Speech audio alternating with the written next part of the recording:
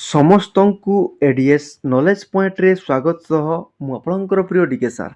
ଦେଖନ୍ତୁ ପିଲାମାନେ, ଆଜି 22/4/2026 ସିବିଟି ମୋଡ଼ରେ ହୋଇଥିବା ଫରେଷ୍ଟର, ଫରେଷ୍ଟ ଗାର୍ଡ଼ ଏବଂ ଏକ୍ସାଇଜ୍ କନେଷ୍ଟବଳର ଅଲ୍ ସିଫ୍ଟର କ୍ୱେଶ୍ଚନ୍ ଆନ୍ସରକୁ ଆନାଲିସିସ୍ କରିବା।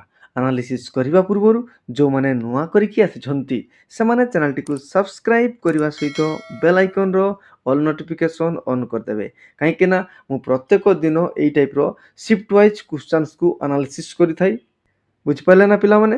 ତେଣୁକରି ସିଧାସଳଖ ଆପଣମାନଙ୍କର ମୋବାଇଲକୁ ନୋଟିଫିକେସନ୍ଟିଏ ଚାଲିଯିବ ହେଲା। କିଛି ଅସୁବିଧା ହେବ ନାହିଁ, ଡରିବାର କିଛି ନାହିଁ ପିଲାମାନେ। ଚାଲନ୍ତୁ ବିଳମ୍ବ ନ କରି ଆରମ୍ଭ କରିବା। ଓକେ, ଆସନ୍ତୁ ଆପଣମାନଙ୍କ ପାଇଁ ନମ୍ବର 1 ପ୍ରଶ୍ନ କ'ଣ କହୁଛି ନା, a satellite orbits the earth in a circle of a radius 8000 kilometre.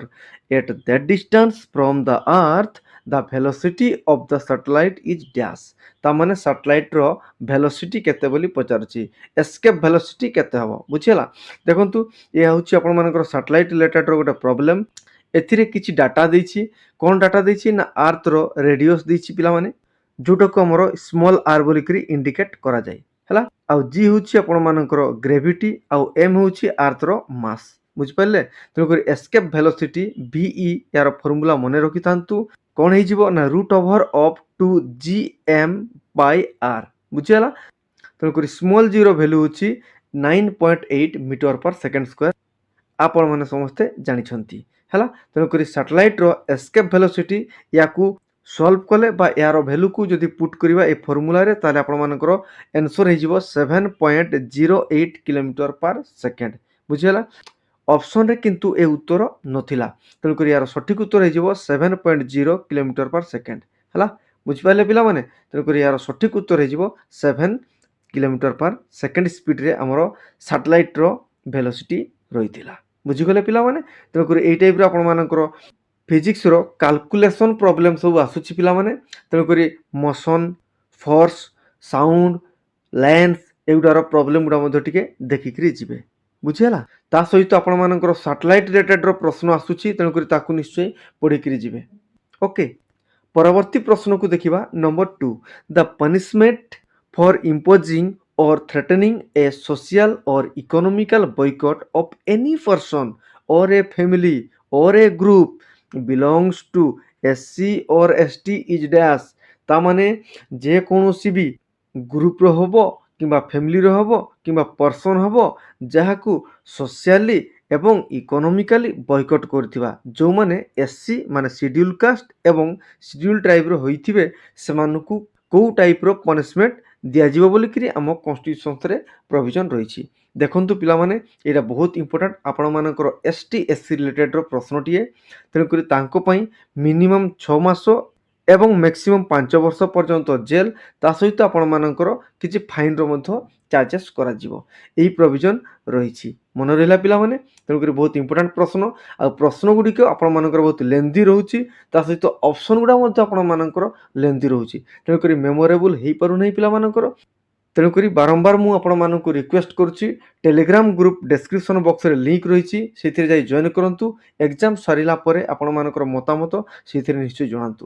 ଆଉ PDF ପାଇଁ Telegram channel ADS knowledge point, ସେଥିରେ ମଧ୍ୟ ଜଏନ୍ କରିବେ। ତାର ଲିଙ୍କ୍ ମଧ୍ୟ ଡେସ୍କ୍ରିପସନ୍ ବକ୍ସରେ ମୁଁ ରଖିଦେଇଥିବି ହେଲା। ବୁଝିହେଲା ପିଲାମାନେ? ଏକ୍ସଟ୍ରା ଫ୍ୟାକ୍ଟଟିଏ ଜାଣିବା। ଦେଖନ୍ତୁ, STSCର ଏଜୁକେସନାଲ୍ ଏବଂ ଇକୋନୋମିକାଲ୍ ଡେଭଲପମେଣ୍ଟ ରିଲେଟେଡ଼୍ର ଯଦି ଆର୍ଟିକେଲ୍ ଆଗାମୀ ସିଫ୍ଟରେ ନିଶ୍ଚୟ ପଚାରିବ, ତେଣୁକରି ତାର ସଠିକ୍ ଉତ୍ତର ହେଇଯିବ ଆର୍ଟିକେଲ୍ 46। ବୁଝିହେଲା? ପୂର୍ବ କ୍ଲାସ୍ରେ ମଧ୍ୟ ମୁଁ ଆର୍ଟିକେଲ୍ ରିଲେଟେଡ଼୍ର କ୍ୱେଶ୍ଚନ୍କୁ ଡିସ୍କସନ୍ କରିଥିଲି, ଆନାଲିସିସ୍ କରିଥିଲି। ତେଣୁକରି ୟା ରିଲେଟେଡ଼୍ର ମଧ୍ୟ କ୍ୱେଶ୍ଚନ୍ସ ଆସିଛି, ଆପଣମାନେ ସବୁ ଦେଖିପାରୁଛନ୍ତି। ଓକେ, ତେଣୁ ପ୍ରତ୍ୟେକ ଦିନ ଆନାଲିସିସ୍ ଦେଖନ୍ତୁ। ପୂର୍ବ କ୍ଲାସ୍ର ଯେଉଁ ଆନାଲିସିସ୍ ହେଇଥିଲା, ପୂର୍ବ ସିଫ୍ଟର ଯେଉଁ ଆନାଲିସିସ୍ ହେଇଥିଲା, ସେଇ ଆନାଲିସିସ୍ ଗୁଡ଼ିକୁ ମଧ୍ୟ ଆପଣମାନେ ନିଶ୍ଚୟ ଦେଖନ୍ତୁ ଆଉ ନୋଟ୍ କରନ୍ତୁ, ପ୍ରାକ୍ଟିସ୍ ମଧ୍ୟ କରନ୍ତୁ ହେଲା। ସେଇ ପାଖାପାଖି ପ୍ରଶ୍ନ ହିଁ ବାରମ୍ବାର ପଚାରୁଛି। ଓକେ, ଚାଲନ୍ତୁ ଏବେ ଦେଖିବା ନମ୍ବର 3 କ'ଣ ପ୍ରଶ୍ନ ଆସିଥିଲା। How many numbers are there in national commission for women. ବହୁତ ଇମ୍ପୋର୍ଟାଣ୍ଟ ପ୍ରଶ୍ନ ପିଲାମାନେ। National commission for women NCW एटा गोटे स्टेचुटारी बॉडी मन रखि था पिला माने ये गोटे स्टेचुटारी बॉडी माने हमर संविधान रे कोनोसी एक्ट द्वारा पास हेतिबो ताले एटा केबे एक्ट द्वारा पास हेतिला एटा मध्ये पचारिबो ना एनसीडब्ल्यू एक्ट 1990 1990 मसिया रो से एक्ट अनुसार ये स्थापना हेतिला केबे हेतिला ना 31 जनवरी 1992 मसिया रे स्थापना हेतिला बुझियला याकु मध्ये मन रखिबे ता सहित यार फंक्शन गुडी को मध्ये जानि रखंतु फंक्शन माने जो ओमेन कमिशन से कोन करंती ना हमर गवर्नमेंट जो पॉलिसी क्रिएट करंती कहा उपरे ना ओमेन उपरे जो पॉलिसी क्रिएट करंती से पॉलिसी जदि आपण मानकर ओमेन मानकु एफेक्टिंग करूथिबो ताले सेथिरे मध्ये समान एडवाइस देई परिबे आउ कोन तांकर फंक्शन रहिछि ना जते भी हमर कॉन्स्टिट्यूशनल किंबा लीगल रो जो सेफगार्ड रहिथिबो ओमेन मानक पई सेहिथिरे मध्ये से रिव्यू देई परिबे बुझियला तेणु तांकर जो फंक्शन गुडिक अछि ताकु निश्चय पढंतु जाकि आपण मानकर परे जो एग्जाम होबो बा परे जो शिफ्ट मानकर जो पिला माने एग्जाम देबे से मानकर नेशनल कमिशन फॉर वुमेन तार रिलेटेड रो ए भितर ही प्रश्न आसीबो हला तेणु करी एबे प्रश्न को जीवा कोन कहूची ना केते जण मेंबर थांती देखंतु टोटल यांकर 7 जण मेंबर रही थांती 7 जण मेंबर माने यांकर चेयरपर्सन सहित 7 जण रही थांती हला आउ सबु मेंबर गुडा को हमर सेंट्रल गवर्नमेंट अपॉइंट करथांती एटा को मध्य मन रखंतु सेही चेयरपर्सन कोन करथांती ना सब बेले ओमेन हेइथिबा दरकार बुझियला तनकर जणे चेयरपर्सन आउ 6 जण तांकर मेंबर होइथांती नेशनल कमिशन फॉर ओमेन हला एनसीडब्ल्यू मन रहिला पिला माने टोटल केते जण रहिले 7 जण रहि गेले बुझियला तनकर नंबर 3 आपण मानक पय बहुत इंपोर्टेंट हेइचिबो आगामी परीक्षा पय ओके चलंतु एई परीक्षा आमे डिटेल एनालिसिस करिवा आ परवर्ती प्रश्न को जीवा ओके नंबर 4 कोन कहूची ना बस्तर पांडम बहुत इंपोर्टेंट पिला माने Bastar Pandum festival is celebrated in which state देखंतु पिला माने करंट अफेयर्स रो प्रश्न जो करंट अफेयर्स टा कि आपण मानकर अटेंड कल्चर माने फेस्टिवल को रिलेट करी मतो देइची तेनु करी बस्तर पांडम गोटे पर्व गोटे फेस्टिवल सेही पर्वटा आपण मानकर एई वर्ष फेब्रुआरी मासरे पालन होइतिला जो थिरे कि आम भारतर राष्ट्रपति द्रौपदी मुर्मू तांकु उद्घाटन करथिले कोठी हितिला ना जगदलपुर गोटे पर्टिकुलर एरिया रहिछि सीटा हमर बस्तर डिस्ट्रिक्ट रही थाई आ ए बस्तर डिस्ट्रिक्ट आपण मानकर छत्तीसगढ़ राज्य रे अंतर्भुक्त हमर बस्तर डिस्ट्रिक्ट होछि बहुत ट्राइबल एरिया बहुत माइनॉरिटी एरिया जाकि छत्तीसगढ़ राज्य रे अवस्थित तेणुक केउ राज्य रे एई बस्तर पांडुम पर्वटे पालन करा जाय ताले मन रखिबे छत्तीसगढ़ बुझियला पूरा डिटेल मु आपण माननको आलोचना कर दउची तार रिलेटेड रो प्रश्न या भितर ही आसीबो आउ कोन आसी पारे देखंतु ना एथिरे को ट्राइब्स माने डांस करथांती देखंतु बस्तर डिस्ट्रिक्ट रे छत्तीसगढ़ रो गोंड मारिया मुरिया ए छू ट्राइब माने कोन करंती सेठी नृत्य करथांती बा तांकर क्राफ्ट को से जगह रे शो ऑफ करथांती हला एई प्रश्नटी आसीबार इंपोर्टेंट कारण होची एबे करंट अफेयर्स ता सहित भारतर राष्ट्रपति से जने आदिवासी महिला श्रीमती द्रौपदी मुर्मू जे कि हमर ओडिसा रो मयूरभंज जिल्ला रे तांकर घर तेणुकरी ए रिलेटेड प्रश्न बहुत इंपोर्टेंट आपण मानक पई तेणुकरी आगामी शिफ्ट रे ए रिलेटेड रो प्रश्न को निश्चय पढ़ी कि जानतु ता सहित मु कहि रखुची आपण मानकु झारखंड रो मतो किछि ट्राइबल फेस्टिवल हेइताई तेणुकरी मु पूर्व शिफ्ट रे मतो आलोचना करथिली स्टेट फेस्टिवल गुडा को निश्चय पढ़ी कि जानतु देखंतु से भितर ही ए प्रश्न सब रहिछि तेणुक जो मैंने पढ़ी कि जाइथिबे से माने निश्चय यही प्रश्न को ठीक करिकरी जाइथिबे हैला तांको पई बहुत भलो अपॉर्चुनिटी रहिबो पिला माने ओके नेक्स्ट देखिबा नंबर 5 कोन कहूची ना बजट रिलेटेड रो प्रश्न आसीथिला पिला माने आमे आलोचना करूछे मेमोरी बेस्ड क्वेश्चंस को माने पिला माने एग्जाम देई कि आछंती जो क्वेश्चंस को हमकु इन्फॉर्म करूछंती से क्वेश्चन को आमे एनालिसिस करूछे बुझियला सेहिति पई मु बारंबार कहूची जो पिला माने एग्जाम देई कि आछंती से माने निश्चय ताको मेमोरेबल क्वेश्चंस को शेयर करिवे केवल एतिकी इन्फॉर्मेशन देइछंती जे बजट रिलेटेड रो प्रश्न आसीथिला सर माने ओडिसा बजट रो आपण मानकर 2026-27 रो क्वेश्चंस आसीथिला तेनु करी ता विषय रे मु आपण मानकु टिके आलोचना कर दउची या भितर प्रश्न निश्चय आसीबो चलंतु आलोचना करिया देखंतु पिला माने हमर ओडिसा रो बजट 2026-27 रे जो बजट होइतिला से बजट रे सबटर अधिका को सेक्टर रे एलोकेट कराइछि बोली मतो पचारे बहुत इंपोर्टेंट तेनु हाईएस्ट एलोकेशन होछि हमर इंफ्रास्ट्रक्चर सेक्टर रे एलोकेट कराइछि हला आउ कोन अछि देखंतु हमर बजट को किए ପ୍ରେଜେଣ୍ଟ କରିଥିଲେ ଏଇଟା ମଧ୍ୟ ଆସେ। ବଜେଟକୁ ପ୍ରେଜେଣ୍ଟ କିଏ କରିଥିଲେ? ଆମ ଓଡ଼ିଶାର ଫାଇନାନ୍ସ ମିନିଷ୍ଟର ହେଉଛନ୍ତି ମୋହନ ଚରଣ ମାଝୀ, ଯିଏକି ସେ ମୁଖ୍ୟମନ୍ତ୍ରୀ ମଧ୍ୟ। ତେଣୁକରି ସିଏ କ'ଣ କରିଥିଲେ ନା ଆମର ବଜେଟକୁ ପ୍ରେଜେଣ୍ଟ କରିଥିଲେ। ଦେଖନ୍ତୁ ବଜେଟର ଆମର ଜିଏସଡିପି ମାନେ ଗ୍ରୋସ୍ ଷ୍ଟେଟ୍ ଡୋମେଷ୍ଟିକ୍ ପ୍ରଡକ୍ଟ, ଏହାର ଟାର୍ଗେଟ କେତେ ରହିଛି ଜାଣିଛନ୍ତି ନା 12%କୁ ଗ୍ରୋଥ୍ କରିବା ପାଇଁ ଟାର୍ଗେଟ ରଖାଯାଇଛି। ତାମାନେ ବହୁତ ରେଟ୍ରେ ଆମର ଗ୍ରୋସ୍ ଷ୍ଟେଟ୍ ପ୍ରଡକ୍ଟକୁ ଇନକ୍ରିଜ୍ କରାଯିବାର ଏହି ବଜେଟରେ ପ୍ରୋଭିଜନ୍ ରହିଛି ହେଲା। ଆଉ କ'ଣ ଦେଖନ୍ତୁ, ଆମ ଓଡ଼ିଶାର ଗ୍ରୋସ୍ ଷ୍ଟେଟ୍ ଡୋମେଷ୍ଟିକ୍ ପ୍ରଡକ୍ଟ ଏହାର ଭ୍ୟାଲୁ କେତେକୁ ଟାର୍ଗେଟ କରାଯାଇଛି ଏଇଟା ମଧ୍ୟ ପଚାରେ। ତାହେଲେ 11.07 ଲାଖ କରୋଡ଼ ଏତିକି ଟଙ୍କାକୁ ପହଞ୍ଚିବ ବୋଲିକିରି ଲକ୍ଷ୍ୟ ଧାର୍ଯ୍ୟ କରାଯାଇଛି। ମନେ ରହିଲା ପିଲାମାନେ? ଏସବୁ ବହୁତ ଇମ୍ପୋର୍ଟାଣ୍ଟ ପଏଣ୍ଟ, ତାକୁ ନିଶ୍ଚୟ ନୋଟ୍ କରନ୍ତୁ। ଏଜୁକେସନ୍ ସେକ୍ଟରରେ କେତେ ଏଲୋକେଟ୍ କରାଯାଇଛି ଏଇଟା ମଧ୍ୟ ପଚାରେ। ତେଣୁକରି 42,565 କୋଟି ଟଙ୍କା ଏଜୁକେସନ୍ ତା ପାଇଁ ମଧ୍ୟ ଏଲୋକେଟ୍ କରାଯାଇଛି। ହେଲ୍ଥ କ୍ଷେତ୍ରରେ କେତେ ଏଲୋକେଟ୍ କରାଯାଇଛି ନା 23,182 କୋଟି ଟଙ୍କା ହେଲ୍ଥ ସେକ୍ଟରରେ ଏଲୋକେଟ୍ କରାଯାଇଛି। ତେଣୁକରି ଇମ୍ପୋର୍ଟାଣ୍ଟ ଆପଣମାନଙ୍କର ଏଜୁକେସନ୍ ହେଇଯିବ, ହେଲ୍ଥ ହେଇଯିବ, ଏଗୁଡ଼ାକୁ ନିଶ୍ଚୟ ମନେ ରଖିବେ। ପୁରା ପାର୍ଟିକୁଲାର ଆପଣମାନଙ୍କର ଡାଟା ପଚାରେ। ତେଣୁକରି ବଜେଟ୍ ରିଲେଟେଡ୍ର ପ୍ରଶ୍ନ ମୁଁ ଆପଣମାନଙ୍କୁ ଆନାଲିସିସ୍ କରିଦେଲି। ନିଶ୍ଚୟ ବାରମ୍ବାର ଭିଡ଼ିଓ ଦେଖନ୍ତୁ। ପ୍ରିଭିୟସ୍ ଯେଉଁ ଆନାଲିସିସ୍ ହେଇଥିଲା ସିଫ୍ଟ ୱାଇଜ୍ ତାକୁ ମଧ୍ୟ ଦେଖିବେ ହେଲା। ଆସନ୍ତୁ ପିଲାମାନେ ଏବେ ଆମେ ଜାଣିବା ନମ୍ବର 7, ଯେଉଁଥିରେ କି କମ୍ପ୍ୟୁଟର କ୍ୱେଶ୍ଚନ୍ ରହିଛି। କ'ଣ କହୁଛି କମ୍ପ୍ୟୁଟର ପ୍ରଶ୍ନ ନା many email systems use dash protocol to send messages from one server to another server. ପିଲାମାନେ ଇଣ୍ଟରନେଟ୍ ରିଲେଟେଡ୍ର ପ୍ରଶ୍ନ ଆସୁଛି, ଆପଣମାନେ ଦେଖିପାରୁଛନ୍ତି। ଇମେଲ୍ ଇଣ୍ଟରନେଟ୍ ତା ରିଲେଟେଡ୍ର ପ୍ରଶ୍ନକୁ ନିଶ୍ଚୟ ପଢ଼ନ୍ତୁ। କ'ଣ କହୁଛି ନା ଯେଉଁ ଆମର ଇମେଲ୍ ସେଣ୍ଡ ହେଇଥାଏ ତାର କେଉଁ ପ୍ରୋଟୋକଲ୍କୁ ୟୁଜ୍ କରିଥାଏ, ତାର ଆନ୍ସର ହେଇଯିବ ଆପଣମାନଙ୍କର SMTP, ସିମ୍ପଲ୍ ମାର୍କଅପ୍ ଟ୍ରାନ୍ସଫର ପ୍ରୋଟୋକଲ୍। ଏହାର ଫୁଲ୍ ଫର୍ମ ମଧ୍ୟ ଆସିଥାଏ, ପ୍ରତ୍ୟେକ ସିଫ୍ଟରେ ଆସୁଛି। ତେଣୁକରି ଫୁଲ୍ ଫର୍ମର ଭିଡ଼ିଓକୁ ମୁଁ ପୂର୍ବରୁ ଆଲୋଚନା କରିଥିଲି ହେଲା। ତେଣୁକରି ସେ ଭିଡ଼ିଓକୁ ମଧ୍ୟ ମୁଁ ଡେସ୍କ୍ରିପସନ୍ ବକ୍ସରେ ପିନ୍ କରିଦେଇଥିବି, ତାକୁ ଦେଖିଦେବେ। ସେହିପରିକି ଆମର HTTP ମଧ୍ୟ ଆସିଥାଏ, ହାଇପର ଟେକ୍ସଟ ଟ୍ରାନ୍ସଫର ପ୍ରୋଟୋକଲ୍ ହେଲା। ଲେନ୍ ଆସିବ ଲୋକାଲ ଏରିଆ ନେଟୱାର୍କ ହେଲା। ୱେନ୍ ଆସିବ ୱାଇଡ୍ ଏରିଆ ନେଟୱାର୍କ ହେଲା। ପ୍ୟାନ୍ ଆସିବ ପର୍ସନାଲ ଏରିଆ ନେଟୱାର୍କ। ଏଗୁଡ଼ା ସବୁ ନିଶ୍ଚୟ ପଢ଼ନ୍ତୁ, ବୁଝିପାରିଲେ ନା? ହଉ ଚାଲନ୍ତୁ ପରବର୍ତ୍ତୀ ପ୍ରଶ୍ନକୁ ଦେଖିବା। ନମ୍ବର 8 କ'ଣ କହୁଛି ନା ସ୍ପାମ୍ ରିଲେଟେଡ୍ ପ୍ରଶ୍ନ ଆସିଥିଲା। Spam in a system email ମାନେ ଯେଉଁଟା ଇମେଲ୍ର ଯେଉଁ ସ୍ପାମ୍ ତା ରିଲେଟେଡ୍ ପ୍ରଶ୍ନ ଆସିଥିଲା। ତେଣୁକରି ସ୍ପାମ୍ ମାନେ କ'ଣ ପ୍ରଥମେ ଜାଣିବା। ଦେଖନ୍ତୁ ସ୍ପାମ୍ ମାନେ ହେଉଛି ଏ ମେସେଜ୍ ଡିଷ୍ଟ୍ରିବ୍ୟୁଟେଡ୍ ଇନଡିସ୍କ୍ରିମିନେଟଲି।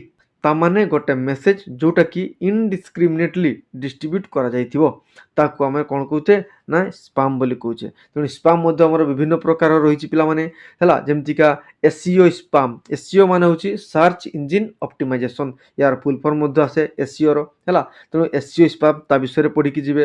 ମେସେଜିଂ ସ୍ପାମ୍, ଆପଣମାନେ ସବୁ ହ୍ୱାଟ୍ସଆପ୍ରେ ୱିଚାଟ୍ରେ ବା ଅନ୍ୟାନ୍ୟ ଯେଉଁ ସୋସିଆଲ ମିଡ଼ିଆରେ ଆପଣମାନେ ଚାଟିଂ କରୁଛନ୍ତି, ମେସେଜିଂ କରୁଛନ୍ତି, ତାର ସ୍ପାମ୍ ମଧ୍ୟ ହେଇଥାଏ। ତା ରିଲେଟେଡ୍ର ପ୍ରଶ୍ନ ମଧ୍ୟ ଆସିବ ଆଗାମୀ ସିଫ୍ଟରେ। ଦେନ୍ ଆପଣମାନଙ୍କର ମୋବାଇଲ ସ୍ପାମ୍ ମଧ୍ୟ ହେଇଥାଏ ହେଲା। ତା ରିଲେଟେଡ୍ର ପ୍ରଶ୍ନକୁ ମଧ୍ୟ ଆପଣମାନେ ପଢ଼ିକିରି ଯିବେ ହେଲା। ତେଣୁକରି ସ୍ପାମ୍ ରିଲେଟେଡ୍ର ପ୍ରଶ୍ନ ଆଗାମୀ ସିଫ୍ଟରେ ନିଶ୍ଚୟ ଦେଖିବା ପାଇଁ ପାଇବେ ହେଲା। ଏବେ ଦେଖିବା ନମ୍ବର 9 କ'ଣ କହୁଛି ନା ଇନପୁଟ୍ ରିଲେଟେଡ୍ର ପ୍ରଶ୍ନ ଆସିଥିଲା। ପିଲାମାନେ ସଠିକ୍ ଭାବରେ ଆମକୁ ଜଣାଇ ପାରୁନାହାନ୍ତି, କେବଳ ଏତିକି ଜଣାଇଥିଲେ ଯେ ସାର୍ ଇନପୁଟ୍ ରିଲେଟେଡ୍ର ପ୍ରଶ୍ନ ଆସୁଥିଲା। ତାମାନେ ପ୍ରଶ୍ନଟି ଆପଣମାନଙ୍କର ଏମିତି ଥିବ ଯେ ନିମ୍ନଲିଖିତ ମଧ୍ୟରୁ କେଉଁଟି ଇନପୁଟ୍ର ଡିଭାଇସ୍ ବା ନିମ୍ନଲିଖିତ ମଧ୍ୟରୁ କେଉଁଟି ଇନପୁଟ୍ର ଡିଭାଇସ୍ ନୁହଁ ବା କେଉଁଟି ଆଉଟପୁଟ୍ର ଡିଭାଇସ୍ ବା କେଉଁଟି ଆଉଟପୁଟ୍ର ଡିଭାଇସ୍ ନୁହଁ। ପିଲାମାନେ କିଛି ଅସୁବିଧା ହେବ ନାହିଁ ହେଲା। ମୁଁ ଆପଣମାନଙ୍କୁ ଇନପୁଟ୍ ଆଉଟପୁଟ୍ ଡିଭାଇସ୍ ବିଷୟରେ ଡିଟେଲ୍ କହିଦେଉଛି। ଦେଖନ୍ତୁ ଇନପୁଟ୍ ମାନେ ଯେଉଁ ଡାଟା ଆମେ କମ୍ପ୍ୟୁଟରକୁ ଦେଇଥାଉ, ବୁଝିପାରିଲେ ନା ପିଲାମାନେ? ତାକୁ ଆମର ଇନପୁଟ୍ ଡାଟା କୁହାଯାଏ। ଆଉ ଯେଉଁ ଡିଭାଇସ୍ ଦ୍ୱାରା ଦେଇଥାଉ ତାକୁ ଆମେ କ'ଣ କହିଥାଉ ନା ଇନପୁଟ୍ ଡିଭାଇସ୍ କହିଥାଉ। ଇନପୁଟ୍ ଡିଭାଇସ୍ ମାନେ ସେଥିରେ କିଏ କିଏ ଯିବେ ଦେଖନ୍ତୁ। କିବୋର୍ଡସ୍ ଯିବେ, ମାଉସ୍ ଯିବ, ସ୍କାନର୍ସ ଯିବ, ଜୟଷ୍ଟିକ୍ ଯିବ, କ୍ୟାମେରା ଯିବ, ମାଇକ୍ରୋଫୋନ୍ ଯିବ, ବୁଝିଗଲା। ଦେନ୍ ସେହିପରିକା ଆମର ଆଉଟପୁଟ୍ ଡିଭାଇସ୍, ଦେଖନ୍ତୁ ଯେଉଁ ଡାଟା ଆମେ କମ୍ପ୍ୟୁଟରକୁ ଦେଇଥାଉ ସେ ହେଲା ଇନପୁଟ୍। ଯେଉଁଟା କମ୍ପ୍ୟୁଟର ଆମକୁ ଦିଏ ତାକୁ ଆମେ କ'ଣ କହିଥାଉ ନା ଆଉଟପୁଟ୍ ଡାଟା କହିଥାଉ। ତାହେଲେ ଯେଉଁ ଡାଟା ଆଉଟପୁଟ୍ ଦ୍ୱାରା ଶୋ ହେଇଥାଏ ବା ଯେଉଁ ଡିଭାଇସ୍କୁ ୟୁଜ୍ କରିକି ସେ ଆଉଟପୁଟ୍ ଦେଇଥାଏ ତାକୁ ଆମେ କ'ଣ କହିଥାଉ ଆଉଟପୁଟ୍ ଡିଭାଇସ୍। ପୁରା କ୍ଲିଅର ପିଲାମାନେ, କିଛି ଅସୁବିଧା ନାହିଁ। ହଉ ଦେଖନ୍ତୁ କ'ଣ କ'ଣ ସବୁ ଡିଭାଇସ୍ ରହୁଛି। GPS ଗୋଟେ ଅଛି ଆଉଟପୁଟ୍ର, ମନେ ରଖିବେ ବହୁତ ଇମ୍ପୋର୍ଟାଣ୍ଟ। ଆଗାମୀ ସିଫ୍ଟ ପାଇଁ ଆପଣମାନଙ୍କ ବହୁତ ଇମ୍ପୋର୍ଟାଣ୍ଟ ହେଇଯିବ ହେଲା। ବ୍ରେଲି ରିଡର ବହୁତ ଇମ୍ପୋର୍ଟାଣ୍ଟ। ପ୍ରୋଜେକ୍ଟର ଇଏ ମଧ୍ୟ ଇମ୍ପୋର୍ଟାଣ୍ଟ ହେଇଯିବ। ଭିଡ଼ିଓ କାର୍ଡ଼ ଇଏ ମଧ୍ୟ ଆପଣମାନଙ୍କ ପାଇଁ ଇମ୍ପୋର୍ଟାଣ୍ଟ ହେବ ପ୍ରିଣ୍ଟର ଏବଂ ମନିଟର, ଏଗୁଡ଼ା ହେଉଛି ଆଉଟପୁଟ୍ ଡିଭାଇସ୍।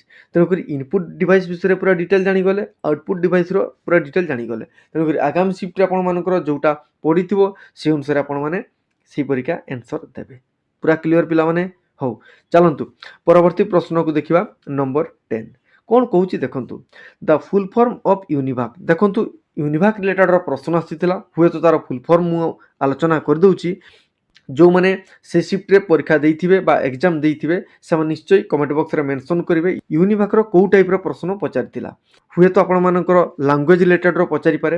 ଏହାକୁ 1951 ମସିହାରେ ପ୍ରଥମ ଥର ପାଇଁ ଆମେରିକା ଦ୍ୱାରା ପରିଚାଳିତ ହୋଇଥିଲା। ମନେ ରଖିବେ ହେଲା। ଏହାର ଫୁଲ୍ ଫର୍ମ ମଧ୍ୟ ମୁଁ ଆପଣମାନଙ୍କୁ ଜଣାଇ ଦେଉଛି, ୟୁନିଭର୍ସାଲ୍ ଅଟୋମେଟିକ୍ କମ୍ପ୍ୟୁଟର ହେଲା। ଫୁଲ୍ ଫର୍ମ ମଧ୍ୟ ଏହାର ଇମ୍ପୋର୍ଟାଣ୍ଟ ହେଇଯାଏ। ବୁଝିହେଲା? ଇଏ ଥିଲା ଆମର କମ୍ପ୍ୟୁଟର ରିଲେଟେଡ଼ର ପ୍ରଶ୍ନ। ତେଣୁକରି ଏଇସବୁ ଟପିକ୍ରୁ ଆପଣମାନେ କମ୍ପ୍ୟୁଟରକୁ ଭଲ ଭାବରେ ପଢ଼ନ୍ତୁ ହେଲା। ଆଉ କମ୍ପ୍ୟୁଟର କ୍ୱେଶ୍ଚନ୍ସ ଗୁଡ଼ା ଆପଣମାନଙ୍କର ପ୍ରାକ୍ଟିକାଲି ଆସୁଛି, ବେସିକ୍ କ୍ୱେଶ୍ଚନ୍ ଆସୁଛି, ଆଉ ତା'ର କ୍ୱେଶ୍ଚନ୍ ଗୁଡ଼ା ଟିକେ ଲେନ୍ଦି ରହୁଛି। ତେଣୁକରି କମ୍ପ୍ୟୁଟର କନସେପ୍ଟ ସବୁ କ୍ଲିଅର ହେଇକରି ଯାଆନ୍ତୁ। MCQ ପ୍ରାକ୍ଟିସ୍ କଲେ ହେବ ନାହିଁ, ଯେମିତି ଏକ୍ଜାମ୍ର କ୍ୱେଶ୍ଚନ୍ ଆସୁଛି ପିଲାମାନେ। GSର ମଧ୍ୟ ସେହିପରିକା ଆସୁଛି, GS ପରୀକ୍ଷା ଆସୁଛି ଜିକେ ଗୁଡ଼ିକ। ତେଣୁକରି ତା'ର ବେସିକ୍ କନସେପ୍ଟ ମଧ୍ୟ ପଢ଼ିକରି ଯାଆନ୍ତୁ। ମୁଁ ପୂର୍ବ ଭିଡ଼ିଓମାନଙ୍କରେ ଆପଣମାନଙ୍କର GSର ବେସିକ୍ କନସେପ୍ଟକୁ ମୁଁ ଆଲୋଚନା କରିକିରି ଭିଡ଼ିଓ ସବୁ ଅପଲୋଡ଼ କରିଦେଇଛି, ସେ ଭିଡ଼ିଓକୁ ମଧ୍ୟ ଦେଖିନେବେ। ଓକେ, ଚାଲନ୍ତୁ ଏବେ ଆମେ ଦେଖିବା ଓଡ଼ିଆ ସେକ୍ସନକୁ। ଓଡ଼ିଆରେ କ'ଣ କହୁଛି? ନମ୍ବର 1 ପ୍ରଶ୍ନ, ବାପା ମାଠୁ ବଡ଼ ଡ୍ୟାସ୍ ହୋଇପାରିବେ ନାହିଁ। ଦେଖନ୍ତୁ ଶୂନ୍ୟସ୍ଥାନ ପୂରଣ କର। ପ୍ରତ୍ୟେକ ସିଫ୍ଟରେ 2-3ଟି ଲେଖାଏଁ ଆସୁଛି ପିଲାମାନେ। ଗୋଟେ ସିଫ୍ଟରେ କ'ଣ ଆସିଥିଲା ନା ବାପା ମାଠୁ ବଡ଼ ଡ୍ୟାସ୍ ହୋଇପାରିବେ ନାହିଁ। କ'ଣ ହେଇଯିବ ନା କିଏ ବଡ଼ ହୋଇପାରିବ ନାହିଁ, କିପରି, କାହିଁକି, ଏଇ ଟାଇପ୍ର ଆପଣମାନଙ୍କର ପ୍ରଶ୍ନରେ ଅପସନରେ ରହିଥିଲା। ତେଣୁକରି ଏହାର ସଠିକ୍ ଉତ୍ତର ହେଇଯିବ କିଏ। ବାପା ମାଠୁ ବଡ଼ କିଏ ହୋଇପାରିବେ ନାହିଁ ହେଲା। ଠିକ୍ ସେମିତିକା ଆଉ ଗୋଟେ ସିଫ୍ଟ ଆପଣମାନଙ୍କର ପଡ଼ିଥିଲା ଫିଲ୍ ଇନ୍ ଦ ବ୍ଲାଙ୍କ୍ସ ବା ଶୂନ୍ୟସ୍ଥାନ ପୂରଣ କର। କ'ଣ ପଚାରିଥିଲା? ଡ୍ୟାସ୍ ମିଳିଲା ସେତିକିରେ ଖୁସି ହେବା କଥା। ମାନେ ଯେତିକି ମିଳିଲା ସେତିକିରେ ଖୁସି ହେବା କଥା, ଏଇଟା ଏହାର ଉତ୍ତର ହେଇଯିବ। କିଛି ପିଲା କହୁଥିଲେ ଅପସନରେ ଯେତିକି, ଯେମିତି, ସେମିତି, ବହୁତ, ଏଇ ଟାଇପ୍ର ଆସିଥିଲା। ତେଣୁକରି ଯେତିକି ହେଇଯିବ ସଠିକ୍ ଉତ୍ତର। ତାମାନେ ଆପଣମାନଙ୍କର ଓଡ଼ିଆର ଶୂନ୍ୟସ୍ଥାନ ପୂରଣ କର ବହୁତ ସିମ୍ପଲ୍ ସରଳ ପ୍ରଶ୍ନ ଗୁଡ଼ା ସବୁ ଆସୁଛି ପିଲାମାନେ, ତାକୁ ଆରାମସେ କରିପାରିବେ। ସେମିତିକା ଓଡ଼ିଆର ଆପଣମାନଙ୍କର ଅନୁଚ୍ଛେଦ ପ୍ରତ୍ୟେକ ସିଫ୍ଟରେ 5ଟି ପ୍ରଶ୍ନ, ବିପରୀତ ଶବ୍ଦ ପ୍ରତ୍ୟେକ ସିଫ୍ଟ ଆସୁଛି ପିଲାମାନେ। କେଉଁ ସିଫ୍ଟରେ ପ୍ରତିଶବ୍ଦ ମଧ୍ୟ ଦେଖିବା ପାଇଁ ପାଇଥିଲେ। ସେମିତିକା ରୂଢ଼ି ମଧ୍ୟ ପ୍ରତ୍ୟେକ ସିଫ୍ଟରେ ଆସୁଛି। ଆଉ କେଉଁ ସିଫ୍ଟରେ ଆପଣମାନଙ୍କର ସରଳ ବାକ୍ୟର ପ୍ରଶ୍ନ ଆସିଥିଲା, କେଉଁ ସିଫ୍ଟରେ ଆପଣମାନଙ୍କର ଜଟିଳ, କେଉଁ ସିଫ୍ଟରେ ଯୌଗିକ ବାକ୍ୟ ଚିହ୍ନା ବୋଲିକିରି ପ୍ରଶ୍ନ ସବୁ ଆସିଥିଲା। ତେଣୁକରି ସରଳ ବାକ୍ୟ, ଜଟିଳ ବାକ୍ୟ, ଯୌଗିକ ବାକ୍ୟ ଏ ବିଷୟରେ ନିଶ୍ଚୟ ପଢ଼ିକିରି ଯାଆନ୍ତୁ। ଓକେ, ବୁଝିଗଲା ପିଲାମାନେ? ତେଣୁକରି ଓଡ଼ିଆର ଏଇସବୁ ଟପିକ୍କୁ ନିଶ୍ଚୟ ପଢ଼ିକିରି ଯିବେ। ଦେନ୍ ଆମେ ଆଲୋଚନା କରିବା ଇଂଲିଶର। ଇଂଲିଶରେ ଆପଣମାନଙ୍କର ପ୍ୟାସେଜ୍ 5ଟି ପ୍ରଶ୍ନ ଆସୁଛି। ଟ୍ରାନ୍ସଲେସନ୍ ପ୍ରତ୍ୟେକ ସିଫ୍ଟରେ ଆପଣମାନଙ୍କର 2-3ଟି ପ୍ରଶ୍ନ ଆସୁଛି, କିନ୍ତୁ ମିନିମମ୍ ଆପଣମାନଙ୍କର 2ଟି ପ୍ରଶ୍ନ ନିଶ୍ଚୟ ଆସୁଛି। ଆକ୍ଟିଭ୍ ଭଏସ୍, ପ୍ୟାସିଭ୍ ଭଏସ୍ ପ୍ରତ୍ୟେକ ସିଫ୍ଟରେ ଗୋଟାଏ ଲେଖା ଆସୁଛି। ଡାଇରେକ୍ଟ ସ୍ପିଚ୍, ଇନଡାଇରେକ୍ଟ ସ୍ପିଚ୍ ପିଲାମାନେ ପ୍ରତ୍ୟେକ ସିଫ୍ଟରେ ଆସୁଛି। ଏଣ୍ଟୋନିମ୍ସ ପ୍ରତ୍ୟେକ ସିଫ୍ଟରେ ଆସୁଛି। ଏଣ୍ଟୋନିମ୍ସ, ସିନୋନିମ୍ସ ପ୍ରତ୍ୟେକ ସିଫ୍ଟରେ 1-2ଟି ଲେଖାଏଁ ପ୍ରଶ୍ନ ଆସୁଛି।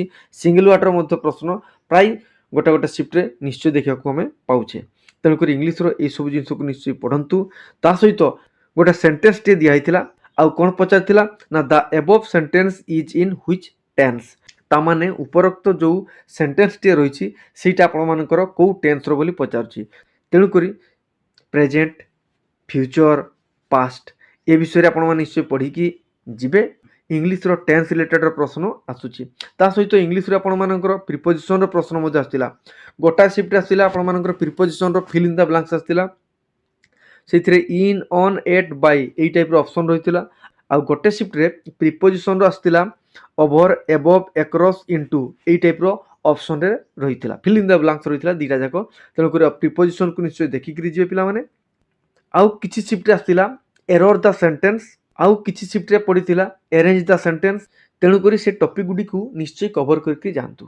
ଓକେ, ଏବେ ଆମେ ଦେଖିବା ମ୍ୟାଥମେଟିକ୍ସ ସେକ୍ସନକୁ। ଆପଣମାନଙ୍କର ସର୍କେଲ, ସ୍କୋୟାର ଏଇ ଟାଇପ୍ର ପ୍ରଶ୍ନ ଆସିଥିଲା।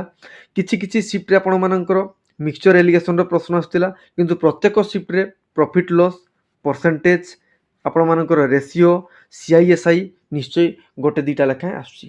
ବୁଝିହେଲା। ତେଣୁକରି ମ୍ୟାଥମେଟିକ୍ସର ପୂର୍ବରୁ ଯେମିତିକା ଆସୁଥିଲା ସେମିତିକା ହିଁ ଆସୁଛି, ସେମିତି କିଛି ନୂଆ ଆସିନାହିଁ। ଟ୍ରିଗୋନୋମେଟ୍ରିର ମଧ୍ୟ ପ୍ରଶ୍ନ ଆସୁଛି ଯେଉଁଟାକି ଭ୍ୟାଲୁ ଏଡିସନର, ମାନେ ଭ୍ୟାଲୁ ପୁଟ୍ କରିବାର, ମାନେ ସାଇନ୍ କସ୍ର 60 ଡିଗ୍ରୀ, 120 ଡିଗ୍ରୀ, 90 ଡିଗ୍ରୀ, 30 ଡିଗ୍ରୀ, ଏଇ ଟାଇପ୍ର ପ୍ଲସ୍ ମାଇନସ୍ କରିକି ପ୍ରଶ୍ନ ସବୁ ଆସିଥିଲା।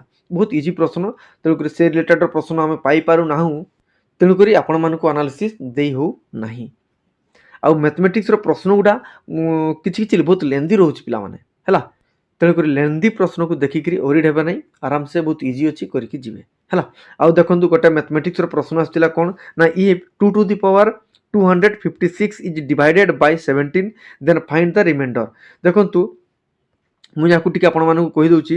2 to the power 256 ୟାକୁ ଯଦି 17 ଦ୍ୱାରା ଆମେ ଡିଭାଇଡ୍ କରିବା ତାହେଲେ ରିମାଇଣ୍ଡର କେତେ ଆସିବ। ଦେଖନ୍ତୁ 2 to the power 256 କୁ ଆମେ ଲେଖିପାରିବା 2 to the power 4 whole to the power 64 ମଧ୍ୟ ଲେଖିପାରିବା। କାହିଁକି ନା ଆମେ ଜାଣିଛେ ନା 4 into 64 ନା 256 ହେଇଯିବ। ତେଣୁ ଏମିତି ବି ଆମେ ଭାଙ୍ଗିକି ଲେଖିପାରିବା ବାଇ 17 କରିପାରିବା, ହେଲା। ତେଣୁକରି ପିଲାମାନେ ୟାକୁ ଆମେ କ'ଣ ଲେଖିପାରିବା, ଦେଖନ୍ତୁ 2 to the power 4 ମାନେ କ'ଣ 16, ତାହେଲେ 16 to the power କେତେ ହେଇଗଲା ନା 64 ହେଇଗଲା, ବାଇ କେତେ ହେଇଯିବ ନା 17 ହେଇଯିବ, ବୁଝିପାରିଲେ ନା ନାହିଁ। ତେଣୁକରି 16 by 17 ତାମାନେ କେତେ ହେଇଯିବ -1 ହୋଲ୍ ଟୁ ଦି ପାୱାର କେତେ ହେଇଯିବ ନା 64 ହେଇଯିବ। ତାହେଲେ -1ର ପାୱାର 64 ହେଲେ ତାର ଭ୍ୟାଲୁ କେତେ ହେଇଯିବ ନା 1 ହେଇଯିବ। ତେଣୁକରି ରିମାଇଣ୍ଡର କେତେ ରହିବ 1 ରହିବ, ବୁଝିଗଲା, ପୁରା କ୍ଲିଅର। ଏକ ହେଇଯିବ ୟାର ସଠିକ ଉତ୍ତର। ମନେ ରଖିବେ ପିଲାମାନେ, କୋଉ ସିଫ୍ଟରେ କୋଉ କ୍ୱେଶ୍ଚନ ଆସୁଛି ନିଶ୍ଚୟ ଜଣେଇବେ। ଆଉ ପ୍ରତ୍ୟେକ ଦିନ ଆପଣମାନଙ୍କର ଏଇ ଟାଇପ୍ର ଆନାଲିସିସ୍ ନେଇକିରି ଆସୁଛି, ସେ ଆନାଲିସିସ୍ ଗୁଡ଼ାକୁ ଦେଖନ୍ତୁ। ଯେଉଁମାନେ ଏକ୍ଜାମ ଦେଇକି ଆସୁଛନ୍ତି ସେମାନେ ଟେଲିଗ୍ରାମ ଗ୍ରୁପରେ ନିଶ୍ଚୟ ମେସେଜ କରିକି ଜଣାନ୍ତୁ। ଆଉ ପ୍ରତ୍ୟେକ ଦିନ ଆନାଲିସିସ୍ ଦେଖିବା ପାଇଁ ହେଲେ ଚ୍ୟାନେଲଟିକୁ ନିଶ୍ଚୟ ଭାବରେ ସବସ୍କ୍ରାଇବ୍ କରିବା ସହିତ ବେଲ୍ ଆଇକନର ଅଲ୍ ନୋଟିଫିକେସନ୍ ଅନ୍ କରିଦେବେ, ଯାହାଫଳରେ ମୁଁ ଯେମିତି ଭିଡ଼ିଓ ଛାଡ଼ିବି ସେମିତି ଆପଣମାନଙ୍କର ମୋବାଇଲକୁ ନୋଟିଫିକେସନ୍ଟିଏ ଚାଲିଯିବ। ଶୀଘ୍ର ଭିଡ଼ିଓକୁ ଦେଖିବେ, ନୋଟ୍ କରିବେ, ଶୀଘ୍ର ପଢ଼ିବେ, ପ୍ରାକ୍ଟିସ୍ ଶୀଘ୍ର କରିବେ, ଚାକିରି ଶୀଘ୍ର ପାଇବେ, ବୁଝିହେଲା। କିଛି ଅସୁବିଧା ହେବ ନାହିଁ। ନିଜ ନିଜ ସାଙ୍ଗମାନଙ୍କ ନିକଟକୁ ସେୟାର କରିବେ, ଭିଡ଼ିଓକୁ ନିଶ୍ଚୟ ଭାବରେ ଲାଇକ୍ କରିବେ, ମତାମତ ଦେବାକୁ ଜମା ଭୁଲିବେନି। ଧନ୍ୟବାଦ।